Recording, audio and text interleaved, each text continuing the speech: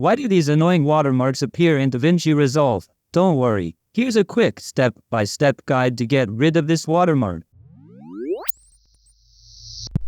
Hey everyone, welcome back. These watermarks appear when you apply paid tools or effects while using the free version of DaVinci Resolve. Don't worry, there is a very simple solution to get rid of this watermark. First, select the clip that shows the watermark in your timeline. Next, head over to the inspector panel on the right-hand side and make sure you're on the video tab. Scroll down until you see lens correction. If this feature is enabled, it's what's triggering the watermark. Simply click to disable lens correction and the watermark disappears. In other words, when the option is enabled, the watermark appears. Disabling it removes the watermark. Also check super scale. If super scale is enabled, a watermark will appear on the timeline as well. This feature is only available in the Studio paid version. Simply disabling super scale. So, disabling both lens correction and super scale removes any watermarks from your project. In the toolbox, if you try to use some transitions, a dialog will pop up because that feature is only available in DaVinci Resolve Studio, the paid version.